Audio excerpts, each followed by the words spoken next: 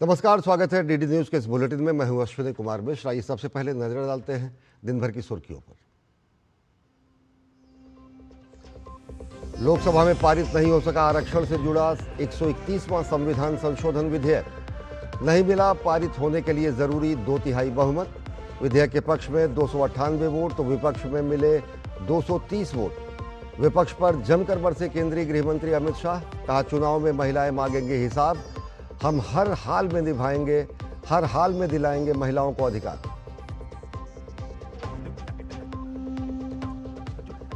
विधेयक के पारित न होने को सरकार ने बताया बेहद दुर्भाग्यपूर्ण, जताया खेद। कहा, विपक्ष ने गंवाया ऐतिहासिक मौका, लेकिन नरेंद्र मोदी सरकार महिलाओं को दिलाकर रहेगी उनका हक और सम्मान।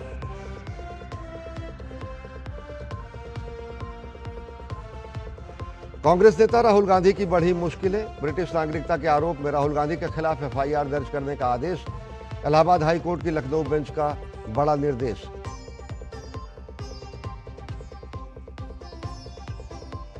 पश्चिम बंगाल में तेज हुआ चुनाव प्रचार। बीजेपी ने टीएमसी पर फर्जी प्रेस पहचान पत्र जारी करने का लगाया आरोप। ममता बनर्जी के प्रस्तावक मीरा शाह और टीएमसी उम्मीदवार देबाशीष कुमार के घर आयकर विभाग की छापेमारी। 5 बीएलओ को निर्वाचन आयोग ने किया निलंबित। वहीं तमिलनाडु में दिग्गजों ने संभाली प्रचार की कमान।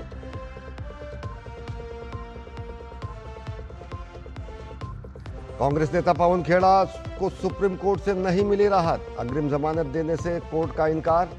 असम सीएम हिमंता बिस्वा शर्मा ने दी सलाह, करें सरेंडर। कानून से जितना दूर रहेंगे, जितना भागेंगे, उतनी बढ़ेंगी मुश्किलें। पश्चिम एशिया तनाव के बीच ईरानी विदेश मंत्री अराघची का बड़ा ऐलान। स्ट्रेट ऑफ हॉर्मुज पूरी तरह से खोला गया। अमेरिकी राष्ट्रपति ने कहा, जब तक कोई समझौता नहीं हो जाता तब तक जारी रहेगी अमेरिकी नाकेबंदी।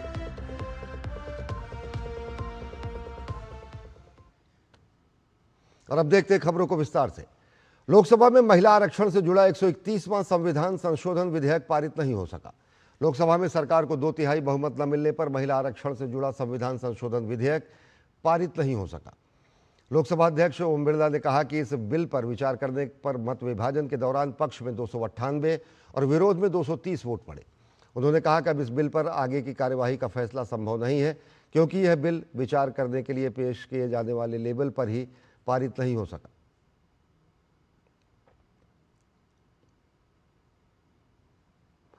लोकसभा में महिला आरक्षण से जुड़ा 131वां संविधान संशोधन विधेयक गिरने के बाद केंद्रीय संसदीय मंत्री किरेन रिजिजू का बयान आया। उन्होंने कहा कि विपक्ष ने ऐतिहासिक मौका गंवा दिया है। उन्होंने साफ किया कि महिलाओं को अधिकार देकर रहेंगे।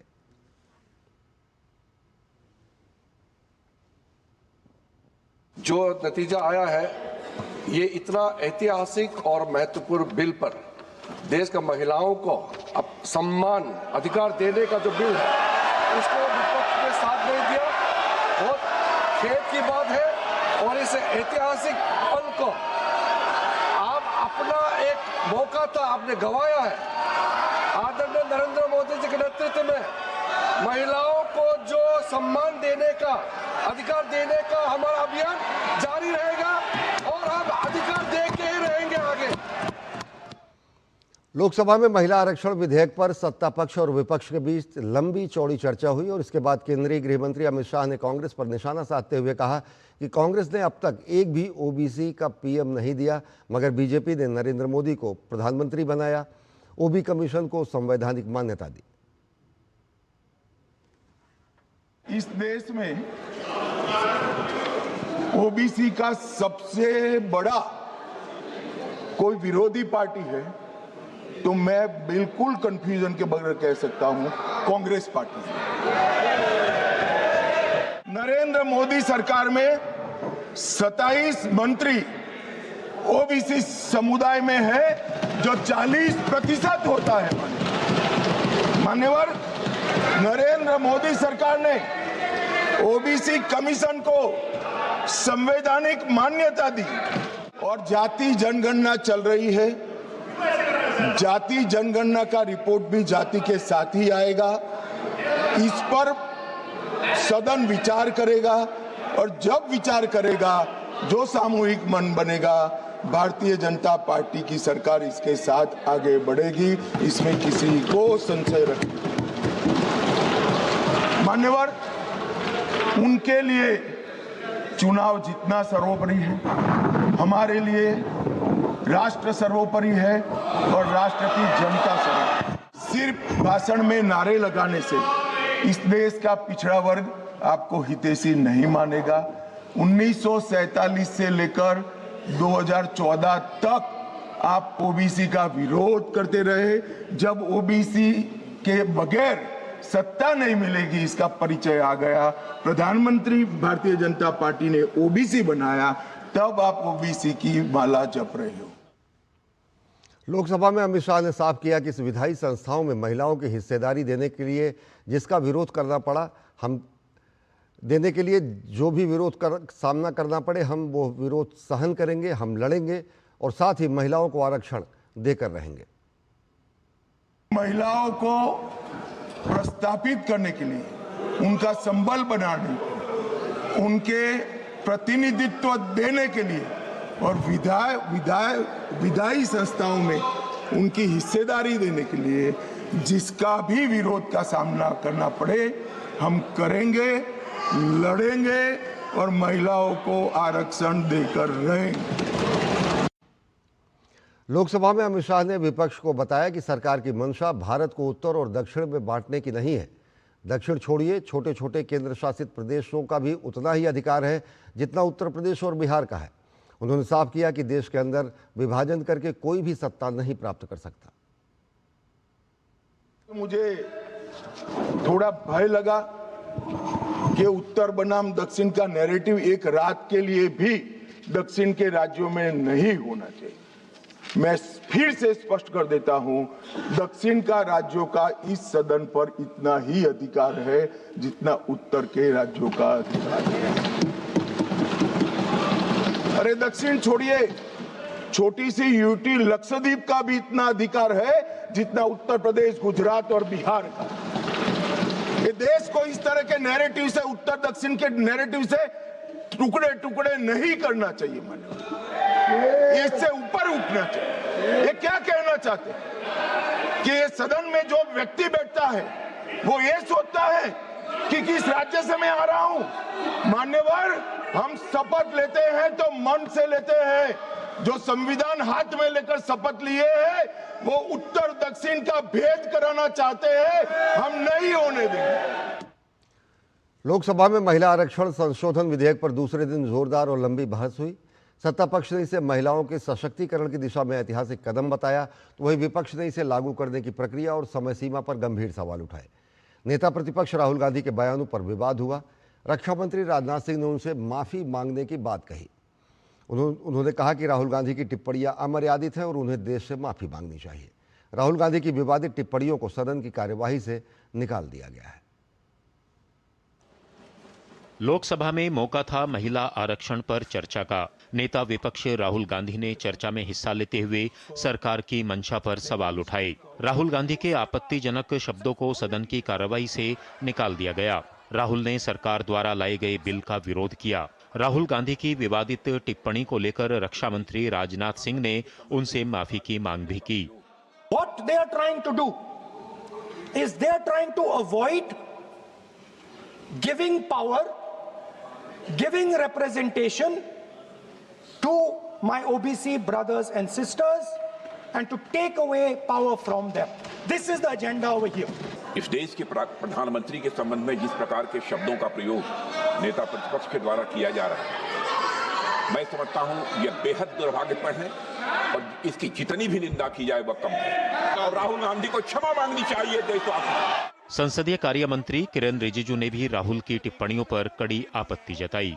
आज जो भाषा इस्तेमाल कर रहे हैं, स्पीकर साहब ने बार-बार कहा कि वो बोल सकते हैं मगर नियम के तहत ऐसा नहीं चलता है। ऐसे तो नहीं बोल सकते। हम लोग एक्सपेक्ट करते हैं कि राहुल गांधी मेच्योर हो गए। अफसोस की बात है, नेता प्रतिपक्ष क्या भाषा इस्तेमाल करते हैं। बिल पर चर्चा में हिस्सा लेते हुए बीजेपी सांसद निशिकांत दुबे ने महिला आरक्षण को लेकर कांग्रेस के यूपीए के समय के रुख पर सवाल उठाए। इसी ओबीसी रिजर्वेशन के लिए 2010 में जब राज्यसभा में ये कानून पास हो रहा था तो जो सदन के नेता थे प्रणब मुखर्जी साहब और जो उस वक्त के तत्कालीन प्रधानमंत्री थे मनमोहन सिंह जी, उनका स्टेटमेंट लेकर आया हूं मैं। उन्होंने कहा कि मरते दम तक कांग्रेस किसी ओबीसी में महिला को रिजर्वेशन नहीं दे सकती। इससे पहले एनडीए की तरफ से कई सांसदों ने चर्चा में हिस्सा लेते हुए बिल का समर्थन किया। केंद्रीय मंत्री अनुप्रिया पटेल ने महिला आरक्षण को महिलाओं के सशक्तिकरण के लिए जरूरी कदम बताया। आज हमारे पास एक ऐसा ऐतिहासिक अवसर है कि हम सब मिलकर ऐसी तस्वीर को बदल सकते हैं और इस देश के सदन में, राज्यों के सदन में महिलाओं की भागीदारी को बढ़ा सकते हैं। और इसलिए माननीय प्रधानमंत्री ने सभी राजनीतिक दलों से यह अपील भी की है कि हम सब मिलकर इस शुभ कार्य को आगे बढ़ाएं।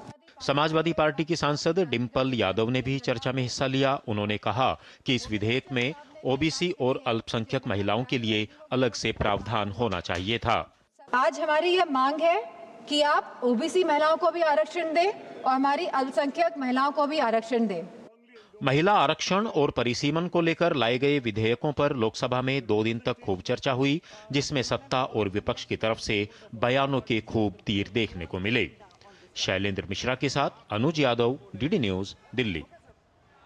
महिला आरक्षण से जुड़ा 131वां संविधान संशोधन विधेयक लोकसभा में पारित न होने पर केंद्रीय गृह मंत्री अमित शाह ने विपक्ष पर तीखा हमला बोला। अमित शाह ने एक्स पर लिखा, आज लोकसभा में बहुत अजीब दृश्य दिखा। नारी शक्ति वंदन अधिनियम के लिए जरूरी संविधान संशोधन विधेयक को कांग्रेस, टीएमसी, डीएमके और समाजवादी पार्टी ने पारित नहीं होने दिया। महिलाओं को 33% आरक्षण देने के बिल को गिरा दिया गया। उनका उत्साह मनाना और जयनाद करना सचमुच निंदनीय है और कल्पना से परे है। अब देश की महिलाओं को लोकसभा और विधानसभा में 33% आरक्षण जो उनका अधिकार था वह नहीं मिल पाएगा। कांग्रेस और उनके सहयोगियों ने यह पहली बार नहीं किया है, बल्कि बार बार किया है। उनकी यह सोच न महिलाओं के हित में है और न ही देश के हित में है। मैं उन्हें बताना चाहता हूं कि नारी शक्ति के अपमान की यह बात यहां नहीं रुकेगी, दूर तक जाएगी। विपक्ष को महिलाओं का आक्रोश न सिर्फ 2029 के लोकसभा चुनाव में, बल्कि हर स्तर पर, हर चुनाव में, हर स्थान पर झेलना पड़ेगा। लोकसभा में महिला आरक्षण से जुड़ा 131वां संविधान संशोधन विधेयक पारित नहीं हो सका और इसे लेकर रक्षा मंत्री राजनाथ सिंह ने सोशल मीडिया मंच एक्स पर लिखा, भारतीय लोकतंत्र के इतिहास में आज का दिन अत्यंत दुर्भाग्यपूर्ण है। कांग्रेस के नेतृत्व वाले इंडी गठबंधन ने आज लोकसभा में इस बिल के विरोध में वोट करके अपना महिला विरोधी चरित्र दिखा दिया। यह विधेयक सिर्फ एक बिल नहीं था, बल्कि नारी शक्ति को अधिकार और उन्हें सम्मान देने का अवसर था। प्रधानमंत्री नरेंद्र मोदी ने सभी दलों से दलगत राजनीति से ऊपर उठकर अंतरात्मा की आवाज़ सुनने की अपील की थी, लेकिन विपक्ष ने अपने संकीर्ण राजनीतिक हितों के लिए महिला सशक्तिकरण और नारी सम्मान को बलि चढ़ा दिया। विदेश मंत्री डॉक्टर एस जयशंकर ने एक्स पर लिखा, आज हम सभी ने कांग्रेस, टीएमसी, डीएमके और समाजवादी पार्टी का असली चेहरा देखा। लोकसभा और राज्य विधानसभाओं में 1/3 सीटों के आरक्षण से जुड़े संवैधानिक संशोधन विधेयक को रोककर इन्होंने महिलाओं को उनके वैध अधिकारों से वंचित कर दिया। देश देख रहा और देश की महिलाएं भी देख रही हैं। आज नारी शक्ति का जो अपमान हुआ है उसे कभी माफ नहीं किया जाएगा। केंद्रीय मंत्री अश्विनी वैष्णव ने महिला आरक्षण से जुड़ा 131वां संविधान संशोधन विधेयक पारित न होने पर कांग्रेस पर तंज कसा। उन्होंने सोशल मीडिया प्लेटफॉर्म एक्स पर लिखा, कांग्रेस और उसके सहयोगियों ने अपना असली रंग दिखा दिया। कांग्रेस महिला सशक्तिकरण का विरोध करती है। भारतीय जनता पार्टी के अध्यक्ष नितिन नवीन ने 131वें संविधान संशोधन विधेयक को लेकर विपक्ष के रवैये की आलोचना की। उन्होंने कहा कि देश के यशस्वी प्रधानमंत्री ने यशस्वी प्रयास किया और आज का दिन स्वर्णाक्षरों में लिखा जा सकता था, लेकिन कांग्रेस ने देश की आधी आबादी के साथ विश्वासघात करने का काम किया। भारत के यशस्वी प्रधानमंत्री जी ने एक यशस्वी प्रयास किया और आज का दिन स्वर्ण अक्षरों में लिखा जा सकता था, पर कांग्रेस का जो एंटी वुमेन अलायंस है, जिस प्रकार से देश की आधी आबादी के साथ विश्वासघात करने का काम पूरे राहुल गांधी एंड टीम ने किया है, पूरे प्रकरण में पूरी तरह से कांग्रेस का जो एंटी वुमेन है अलायंस है वो पूरा एक्सपोज हुआ। केंद्रीय मंत्री धर्मेंद्र प्रधान ने 131वें संविधान संशोधन विधेयक के लोकसभा में पारित न होने को लेकर कांग्रेस पर निशाना साधा। उन्होंने कहा कि इससे कांग्रेस का महिला विरोधी चरित्र उजागर हो गया है। कांग्रेस पार्टी मानसिक रूप में दिवालिया हो चुकी है। कांग्रेस पार्टी खुद को अपना महिला विरोधी चरित्र को उजागर किया। SC, ST, OBC विरोधी मानसिकता का उन्होंने उजागर किया।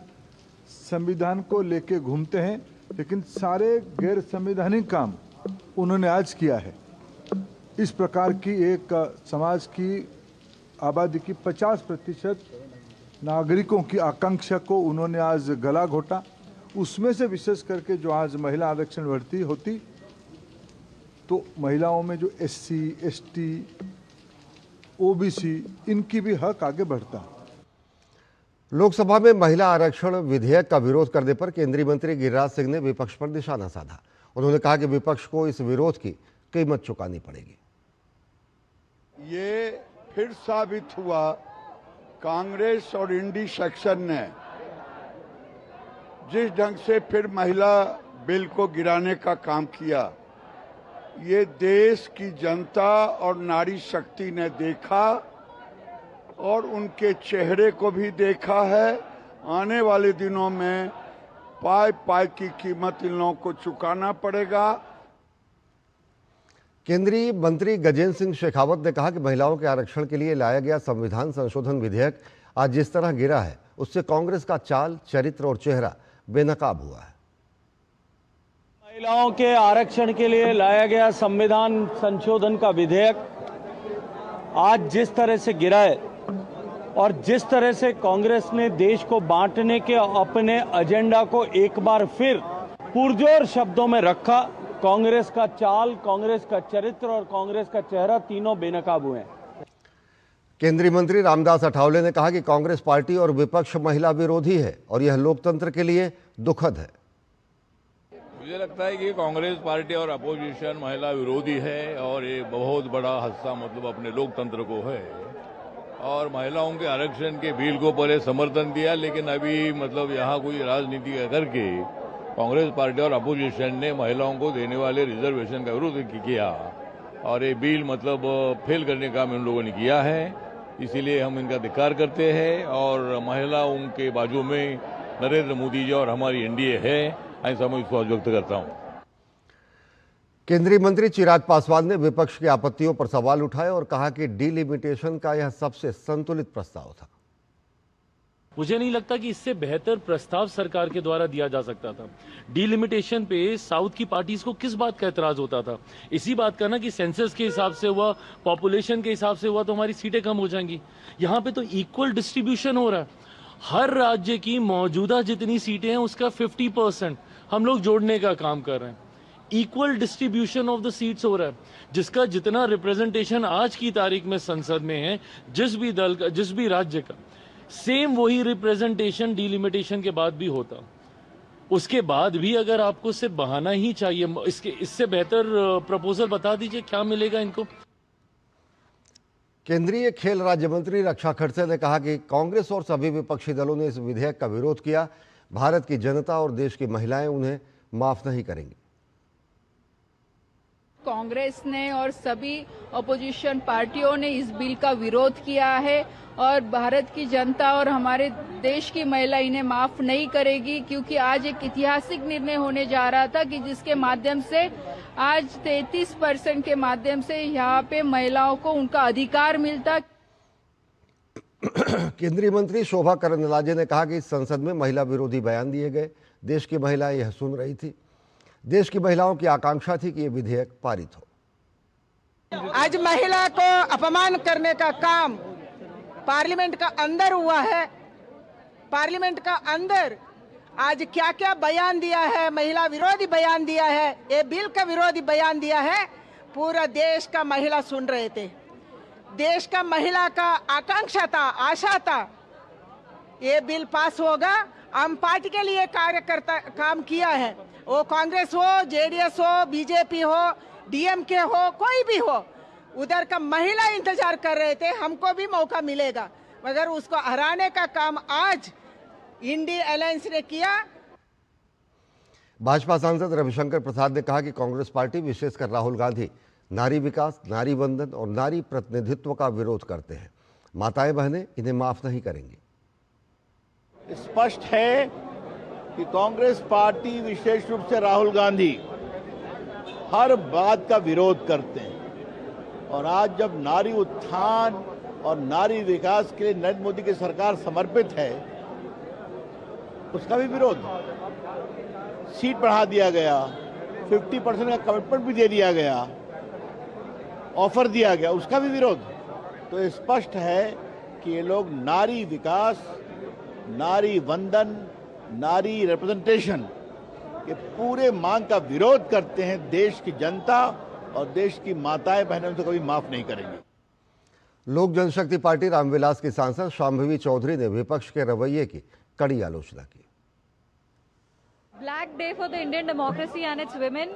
जो महिलाएं सदियों से अपने हित के लिए लड़ रही थी, जो आज सदन की तरफ उम्मीद से देख रही थी, उन सबका सपना टूट गया है। इनफैक्ट मेरे को खुद एक इमोशनल डिस्करेजमेंट फील हो रहा है। भाजपा सांसद कंगना रनौत ने कहा कि सारी बेटियों, महिलाओं का मनोबल गिरा दिया गया है। मुझे नहीं लगता, मुझे इस तरह की उम्मीद किसी भी विपक्ष से नहीं थी। मुझे व्यक्तिगत क्षति लग रही है। कांग्रेस पार्टी ने, विपक्ष ने जो है हर हद पार कर दी है अन्याय की, और मैं कहूँगी कि कहीं ना कहीं महिलाओं से घृणा की उन्होंने हर हद पार कर दी है। और आज भारत की बेटी जो है, उसका मनोबल उन्होंने पूरी तरह से गिरा दिया है, पूरी तरह से तहस नहस कर दिया है। लोकसभा में महिला आरक्षण विधेयक के विरोध के बाद संसद में एनडीए के विरोध प्रदर्शन का जायजा लिया है हमारे संवाददाता शैलेंद्र मिश्र ने। 131वें संविधान संशोधन बिल का विरोध किया है कांग्रेस पार्टी और विपक्षी दलों ने, और उसको लेकर यहाँ पर देखिए एनडीए के जो सांसद हैं, जो बीजेपी के सांसद हैं, महिला सांसद, वो विरोध कर रहे हैं। उनका कहना है कि महिलाओं का अपमान हुआ और कांग्रेस पार्टी को शर्म करना चाहिए। तमाम जो एनडीए के बीजेपी के जो सांसद हैं, उससे प्रदर्शन कर रहे हैं और कह रहे हैं कि महिला विरोधी जो रुख है वो एक बार फिर से सामने आया। हम जानते हैं कि 2 दिन जो डिबेट हुई उसमें कांग्रेस और उनके सहयोगी दलों ने विरोध किया। उन्होंने महिला आरक्षण जो बिल, संविधान संशोधन बिल जो आ रहा था, उसका सदन में विरोध किया और 2/3 बहुमत न होने की वजह से वो बिल पारित नहीं हो पाया। और उसके ठीक बाद हम इस वक्त संसद भवन परिसर में, यह मकर द्वार है जहां हम देख रहे हैं, प्रवेश द्वार है संसद में अंदर जाने का, वहां तमाम जो सांसद है बीजेपी की, एनडीए की, वो इस वक्त विरोध प्रदर्शन कर रही हैं कांग्रेस पार्टी के खिलाफ। तो ये विरोध प्रदर्शन इस वक्त आपको दिखाई दे रहा है, जहां पर तमाम जो महिला सांसद हैं बीजेपी की, वो कांग्रेस पार्टी के रुख का विरोध कर रही हैं, कांग्रेस पार्टी पर महिला विरोधी होने का आरोप लगा रही हैं। शैलेंद्र मिश्र, डीडी न्यूज, संसद भवन परिसर। और दोहरी नागरिकता के मामले में कांग्रेस नेता और रायबरेली से सांसद राहुल गांधी को बड़ा झटका लगा है। इलाहाबाद हाईकोर्ट की लखनऊ बेंच ने पुलिस को निर्देश दिया है कि इस मामले में राहुल गांधी के खिलाफ एफआईआर दर्ज की जाए। मामला राहुल गांधी की ब्रिटिश नागरिकता से जुड़ा है। बीजेपी नेता विघ्नेश शिशिर ने इलाहाबाद हाईकोर्ट की लखनऊ बेंच में एक याचिका दाखिल कर मांग की थी कि राहुल गांधी के खिलाफ एफआईआर दर्ज की जाए, क्योंकि उन पर आरोप है कि उनके पास ब्रिटेन की नागरिकता है। दरअसल भारत का कानून एक व्यक्ति के पास एक देश की नागरिकता का प्रावधान करता है। ऐसे में किसी के पास दोहरी नागरिकता है तो वो देश का नागरिक नहीं रह जाता और किसी भी पद के लिए चुनाव भी नहीं लड़ सकता। इसलिए 2024 के लोकसभा चुनाव में राहुल गांधी रायबरेली सीट से सांसद चुने जाने के बाद ये सवाल उठने लगा। बीजेपी नेता विघ्नेश शिशिर ने हाईकोर्ट में याचिका लगाई थी कि अगर राहुल गांधी के पास ब्रिटिश नागरिकता है तो उनका सांसद बनना गैर कानूनी है। अब इस मामले में विस्तृत जांच का रास्ता साफ हो गया है।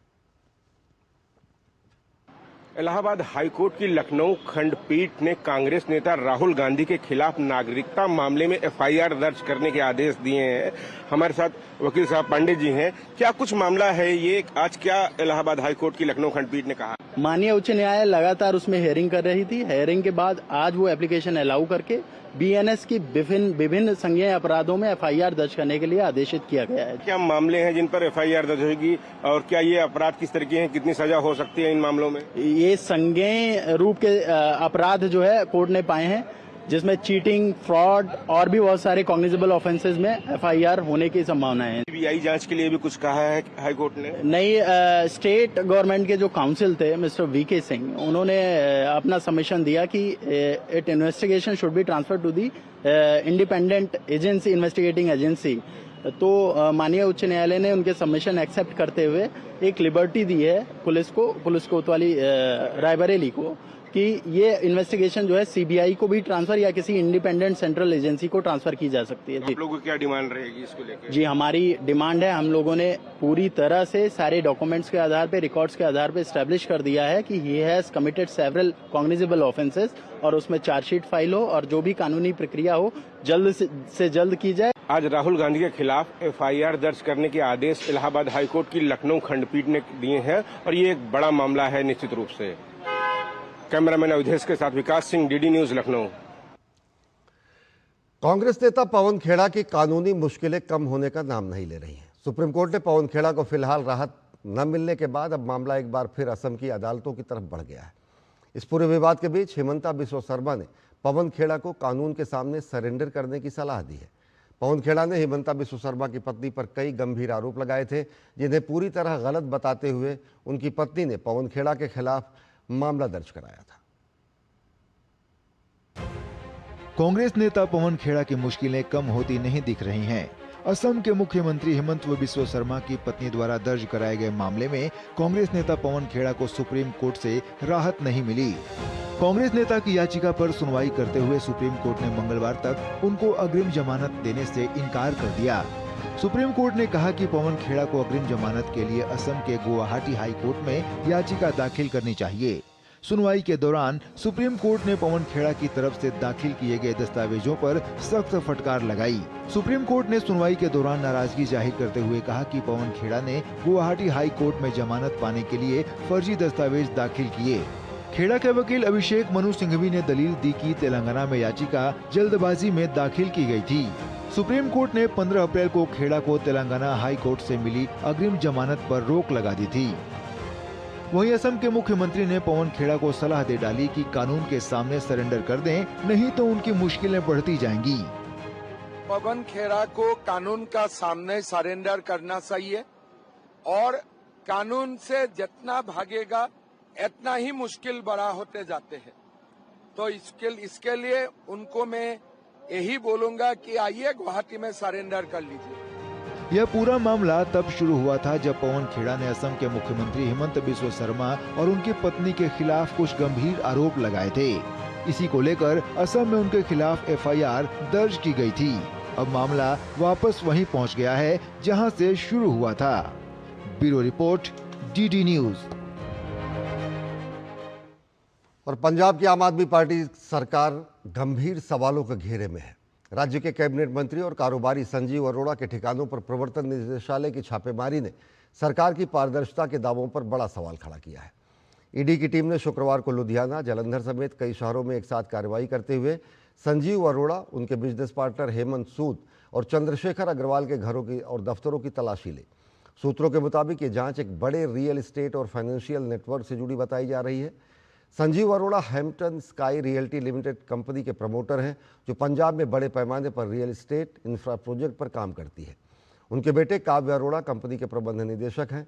संजीव अरोड़ा की कंपनी पर जमीन उपयोग में अनियमितताओं, फर्जी वित्तीय लेन देन और यूएई से अवैध धन की राउंड ट्रिपिंग जैसे कई गड़बड़ियों के शक हैं। हेमंत सूद लुधियाना, गुड़गांव और Gujarat international financial tech city में फाइंडोक फिनवेस्ट प्राइवेट लिमिटेड नाम की एक फाइनेंशियल इन्वेस्टमेंट और स्टॉक ब्रोकर कंपनी चलाते हैं। उन्होंने संजीव अरोड़ा के साथ पार्टनरशिप की और यूएई से उनके गलत तरीके से कमाए गए पैसों की राउंड ट्रिपिंग करने में और साथ ही साथ इनसाइडर ट्रेडिंग से कमाए गए अपराध के पैसों को ठिकाने लगाने में उनकी मदद की। जालंधर के बिजनेसमैन चंद्रशेखर अग्रवाल ने शुरू में एक क्रिकेट बुकी के तौर पर काम शुरू किया था और बाद में अपने काम को हवाला ऑपरेशंस तक बढ़ाया। अपराध से कमाए गए उनके पैसे यूएई में जमा थे, उन्हें भी फाइंडोक के जरिए भारत वापस लाया गया और संजीव अरोड़ा के जरिए रियल एस्टेट में इन्वेस्ट किया गया। संजीव अरोड़ा पर शक है कि वो अपने राजनीतिक रसूख का इस्तेमाल करके पंजाब में गैर कानूनी सट्टेबाजी करने वालों को सुरक्षा दे रहे हैं ताकि उनके मुनाफे में हिस्सा मिल सके। अब सबसे बड़ा सवाल यह है कि क्या सत्ता में रहते हुए राजनीतिक संरक्षण का इस्तेमाल कर ऐसे नेटवर्क को बढ़ावा दिया गया है। विपक्ष लगातार आरोप लगा रहा है कि भ्रष्टाचार के खिलाफ राजनीति करने वाली पार्टी अब खुद उन्हीं आरोपों में घिरती दिख रही है।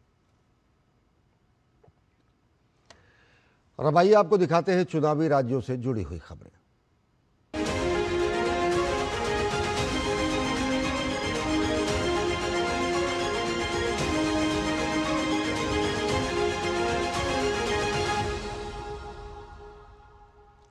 पश्चिम बंगाल में विधानसभा चुनाव में सियासी पारा लगातार चढ़ता जा रहा है। एक तरफ जहां आरोप प्रत्यारोप का दौर तेज हो गया है, तो वहीं दूसरी तरफ चुनाव प्रचार में पूरी ताकत झोंकी जा रही है।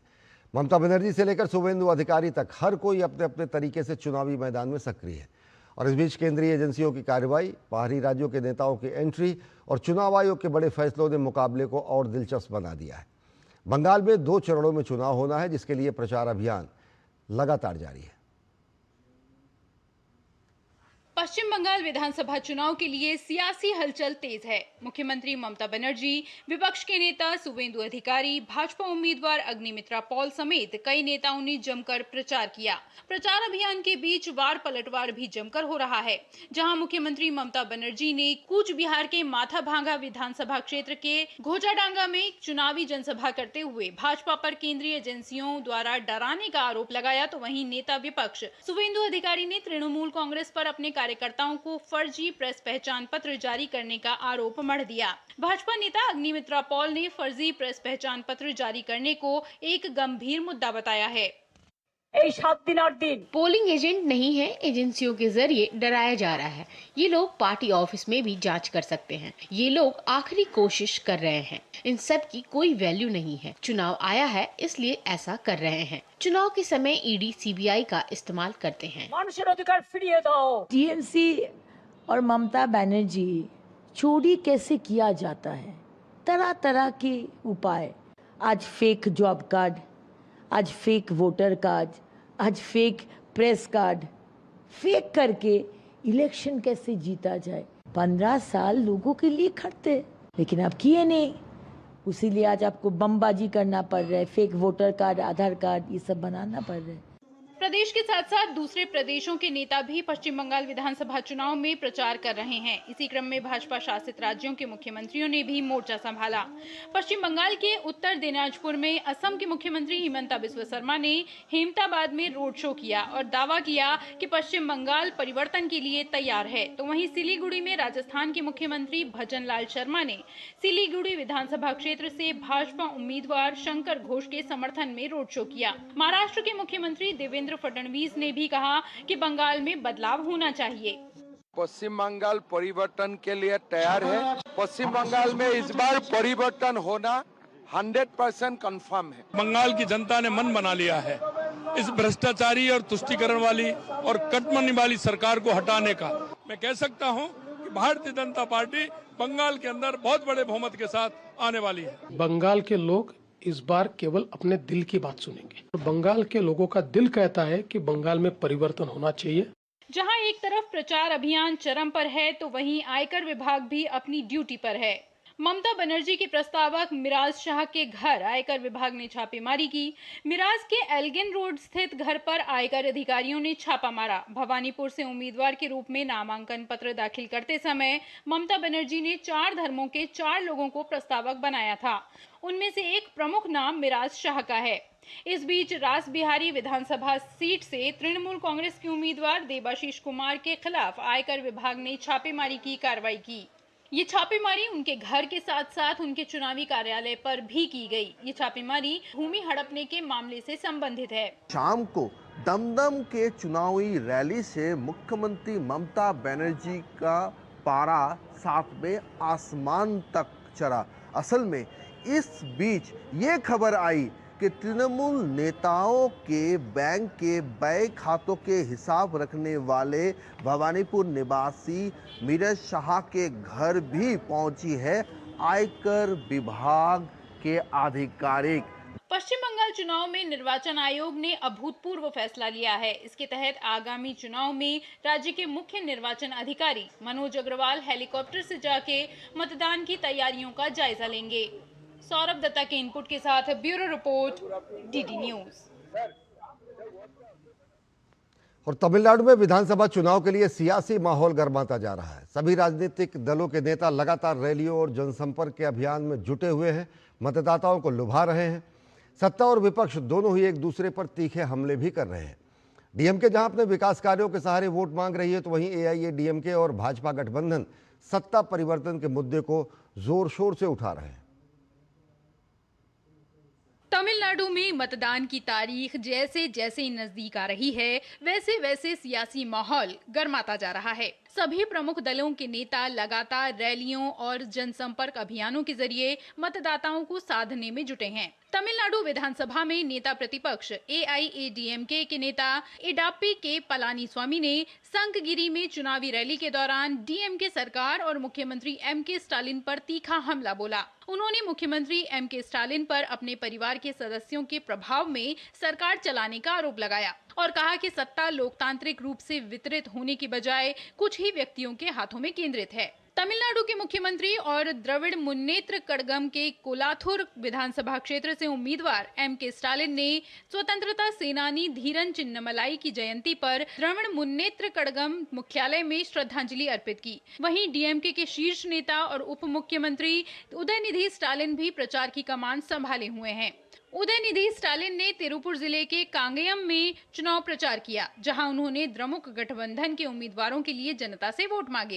इस दौरान उन्होंने दावा किया कि आगामी विधानसभा चुनाव में उनकी पार्टी को भारी जन समर्थन मिल रहा है। भाजपा नेता के अन्नामलाई ने वेदसंदूर निर्वाचन क्षेत्र में AIADMK उम्मीदवार के समर्थन में चुनावी रैली को संबोधित करते हुए इस बार राज्य में सत्ता परिवर्तन की बात कही। अन्नामलाई ने कहा कि जनता बदलाव चाहती है और मौजूदा सरकार से निराश है। तमिलनाडु में यह बिल्कुल स्पष्ट है। ऊटी से चेन्नई तक, कन्याकुमारी से विलुपुरम तक लोगों का मूड बिल्कुल साफ है। वे स्पष्ट जनादेश चाहते हैं। वे नहीं चाहते हैं कि DMK सत्ता में आए। वेल्लोर में PM के अध्यक्ष अंबुमणि रामदास ने आगामी तमिलनाडु विधानसभा चुनाव 2026 के लिए KV कुप्पम विधानसभा क्षेत्र से AIADMK गठबंधन के उम्मीदवार और पुराची भारतम पार्टी के नेता जगन मूर्ति के समर्थन में प्रचार किया। तिरुचिरापल्ली पश्चिम विधानसभा क्षेत्र से DMK उम्मीदवार KN नेहरू और तिरुवेरुम्बूर विधानसभा क्षेत्र से मंत्री और उम्मीदवार अंबिल महेश पोयामोझी ने गांधी मार्केट में जनसंपर्क अभियान चलाया। दोनों नेताओं ने बाजार क्षेत्र में पहुंचकर स्थानीय लोगों, व्यापारियों और समर्थकों से मुलाकात की और DMK उम्मीदवार के पक्ष में समर्थन मांगा। इस दौरान उन्होंने राज्य सरकार की उपलब्धियों को गिनाते हुए लोगों से अपील की कि वे विकास और स्थिरता के लिए पार्टी को वोट दें। तमिलनाडु में एक चरण में 23 अप्रैल को मतदान होना है। सभी दलों के अपने अपने दावे हैं, लेकिन जनता किस पर भरोसा करती है, ये 4 मई को परिणाम आने के बाद ही पता चलेगा। Bureau report, DD news. और तमिलनाडु के कोयम्बटूर जिले में सड़क हादसे में 9 लोगों की मौत हो गई। केरल के कोझिकोड से आए करीब 16 पर्यटकों से भरी एक वैन वलपराई रोड के पास अनियंत्रित होकर गहरी खाई में गिर गई। घटना उस समय हुई जब वाहन वलपराई से पोलाची की ओर जा रहा था। हादसे के बाद स्थानीय लोगों और बचाव दल ने राहत कार्य शुरू किया। 4 घायलों को पोलाची के अस्पताल में भर्ती कराया गया है। और तमिलनाडु के कोयम्बटूर में हुए हादसे पर प्रधानमंत्री नरेंद्र मोदी ने दुख जताया है। उन्होंने सोशल मीडिया प्लेटफॉर्म X पर पोस्ट करके लिखा, तमिलनाडु के कोयम्बटूर में हुई दुर्घटना के बारे में जानकर मन व्यथित है। इस हादसे में अपने प्रियजनों को खोने वाले लोगों के प्रति मेरी गहरी संवेदनाएं हैं। घायलों के शीघ्र स्वस्थ होने की कामना करता हूं।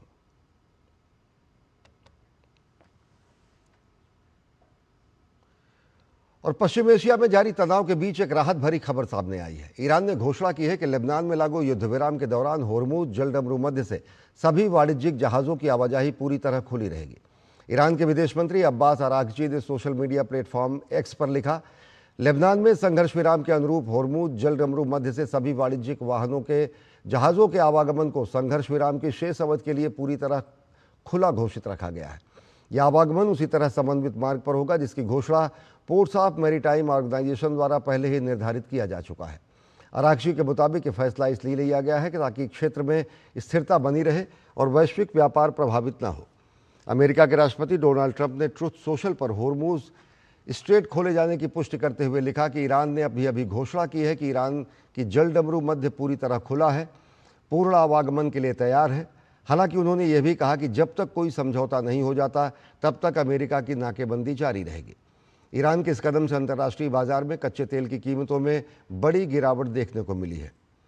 होर्मुज स्ट्रेट के दोबारा खुलने के बाद कच्चे तेल की कीमतों में 10% तक की कमी आई है।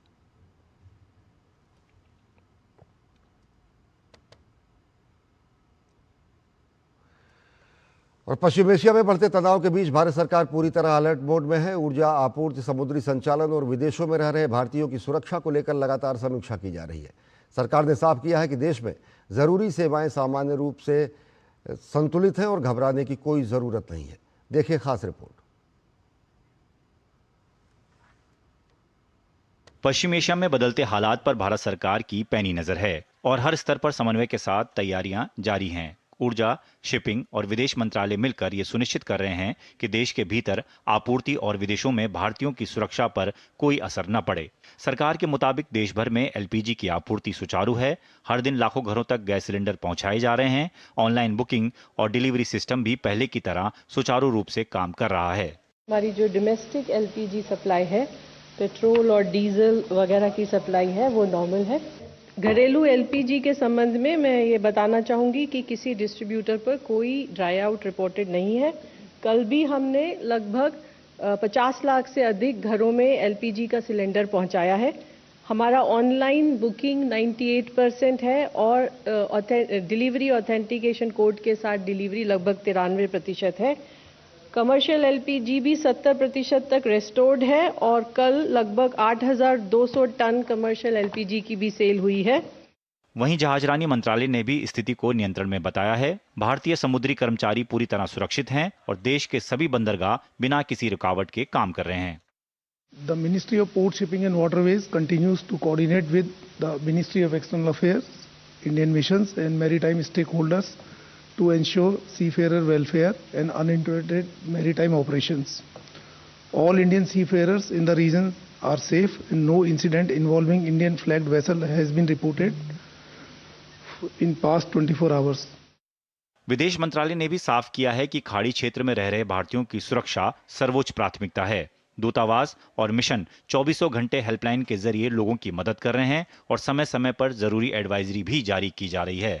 Our missions are actively engaged with the resident Indian community in the region and are regularly interacting with the various Indian associations, organizations, professional groups and Indian companies to address their concerns.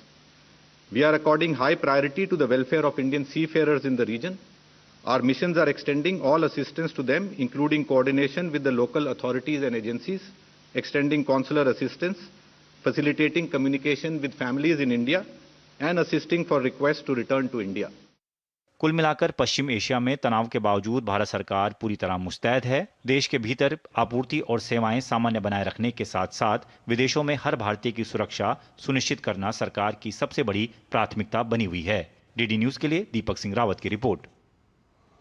तो bulletin में फिलहाल इतना ही। देश और दुनिया की ताज़ा तरीन खबरों के लिए देखते रहिए डीडी न्यूज। नमस्कार।